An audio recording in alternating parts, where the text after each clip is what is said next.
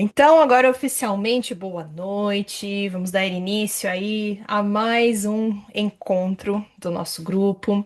E hoje eu trago um tema aqui para vocês que não foge muito do que eu já falei no vídeo no nosso encontro anterior, mas eu resolvi falar sobre os nossos corpos sutis e os registros energéticos.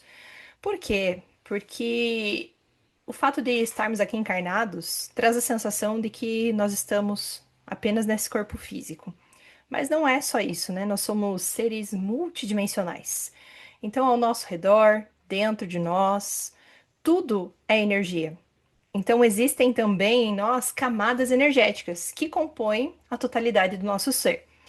E esses corpos sutis, eles guardam memórias, traumas, impressões e que muitas vezes na nossa vida passam desapercebidos pelo nosso plano consciente, que é aquele responsável por racionalizar o que está acontecendo.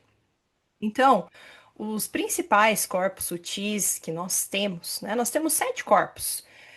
Contando com o físico, nós temos também corpo etérico, que é a primeira camada energética, né? Ela serve como ponte entre esse corpo físico e todos os demais corpos sutis.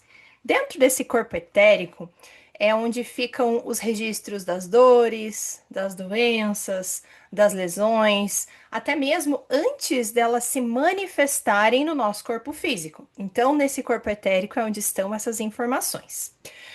O outro corpo que nós temos, que também compõe esses 7 corpos, é o corpo emocional. Como o próprio nome diz, o corpo emocional, ele vai armazenando todas as nossas emoções reprimidas, os nossos traumas afetivos, as mágoas, os ressentimentos. E quando esse corpo emocional, ele está sobrecarregado, geram desequilíbrios nas nossas relações e também instabilidades emocionais. Logo na sequência, nós temos o corpo mental. E como o nome já diz, né, mental é onde ficam guardadas as nossas crenças, os nossos padrões repetitivos de pensamento, os nossos julgamentos. E dentro desse corpo mental, você acaba criando muitas vezes as tais das prisões invisíveis, que acabam moldando a tua realidade. Então, dentro desse corpo mental estão instaladas todas as crenças, tudo aquilo que nós acreditamos está dentro desse corpo mental. E aí, na sequência, nós temos também o corpo espiritual, o causal e o átmico, tá? Que esses 3 corpos, eles já estão muito mais vinculados à nossa alma, a nossa missão de vida, o nosso histórico multidimensional, quem nós somos de verdade, a nossa fonte, a nossa origem. É nesses corpos que ficam gravadas as nossas vidas passadas, os nossos registros akáshicos, todos aqueles contratos kármicos que eu falo para vocês que a gente precisa quebrar, né? Os contratos de outras vidas. Eles ficam todos armazenados dentro desses corpos, que estão muito mais conectados, né? Através desses corpos que nós nos conectamos à nossa mônada, ao nosso eu sou, à fonte criadora. E o que que nós fazemos aqui quando nós estamos dentro de um processo apométrico, quando nós estamos dentro de um processo de desenvolvimento humano? Nós fazemos o desdobramento desses corpos. E aí são essas camadas desses corpos sutis que nós podemos acessar e então identificar todos os registros densos, bloqueios, traumas, crenças histórico-familiar, doenças que estão reverberando nesse campo.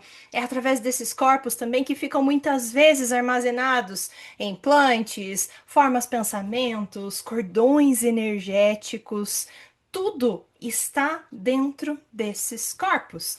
Então, quando nós reprogramamos todas essas estruturas vibracionais, né, por meio de comandos mentais, por meio de autoconhecimento, por meio das constelações, por meio do autodesenvolvimento, por meio daquilo que vai mudando esse nosso sistema de crenças, nós vamos ficando cada vez mais alinhados com os nossos guardiões espirituais, com os nossos mentores, com a nossa fonte, com aquilo que tudo é.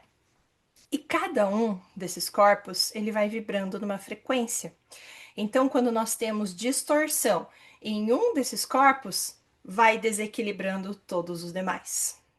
Por isso que às vezes o nosso problema ele não é só físico. Quando ele chega no físico, já está no último estágio. Ele já passou pelo corpo espiritual, mental, emocional, átmico, búdico, já passou por todas as camadas. E aí o sintoma, ele já se apresenta no corpo físico como sendo um último estágio. Ou seja, onde é que está a origem, muitas vezes, desses sintomas que nós estamos vivendo.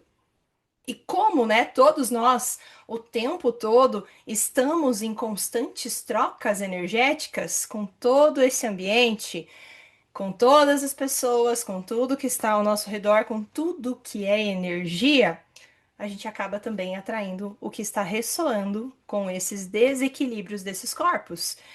E o que geralmente são esses fatos, né? Esses fatores, o que que acontece que nós atraímos? Às vezes a gente acaba atraindo, sim, influências espirituais, obsessores. Por quê? Porque nem sempre o que nós estamos sentindo, de fato, é nosso. Ou vem de nós. Muitas vezes nós estamos sendo influenciados por presenças que acabam vibrando na mesma dor que a nossa e elas se conectam por ressonância.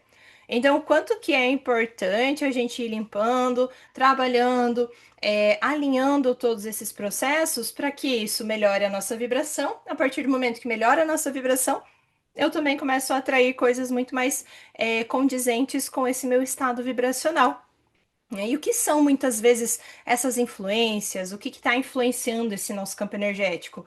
Espírito desencarnado, que muitas vezes permanece preso aqui no plano astral inferior por culpa, apego, até mesmo ignorância, nem sabe que desencarnou. Formas pensamentos coletivas e pessoais que acabam ganhando vida nesse astral, como medo, raiva, escassez, isso tudo vai ficando, né? Essas formas pensamentos e cria essa densidade. Os próprios fragmentos das nossas vidas passadas, que muitas vezes continuam ativos e influenciam todas as nossas decisões e comportamentos que nós temos aqui no agora.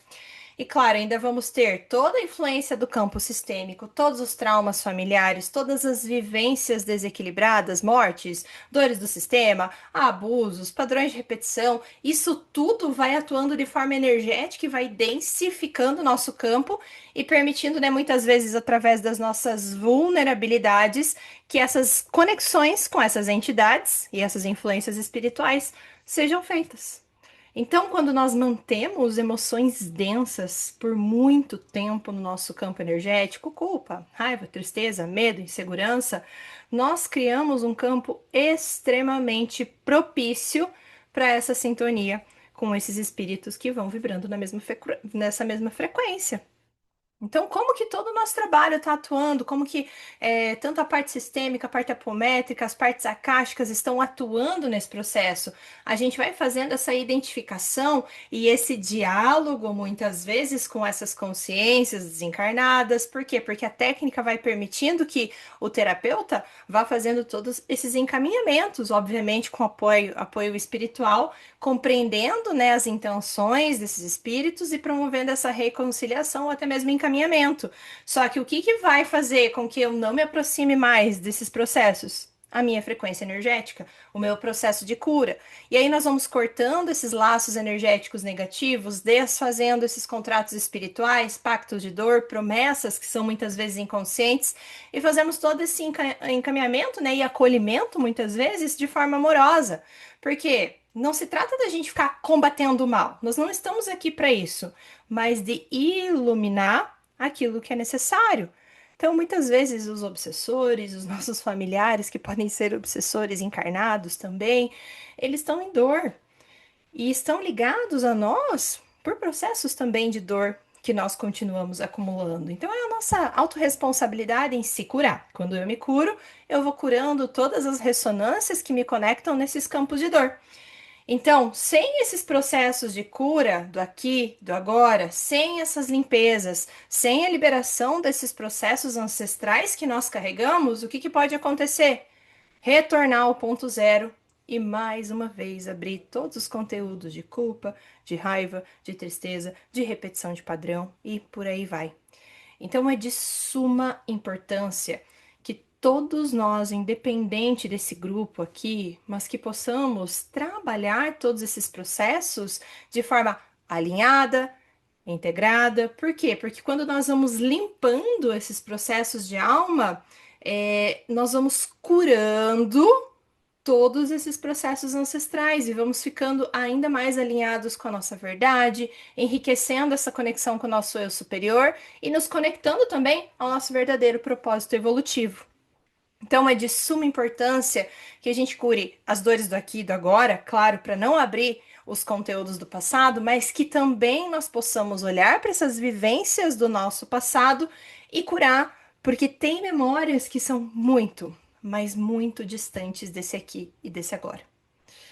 Então, comecem a refletir, né, se isso que você hoje vive é teu, se isso vem de algum lugar, de onde que a gente precisa realizar esse processo de cura, como que isso começou e como que isso vai determinar ou não a sua vida. Combinado, pessoal? Então, esse foi o nosso processo de introdução, né, de hoje, do nosso encontro, e que vai ficar aí gravado para que depois, quem quiser, possa reassistir, tá? Então vamos lá, eu vou só pausar aqui rapidamente. Então, nesse momento,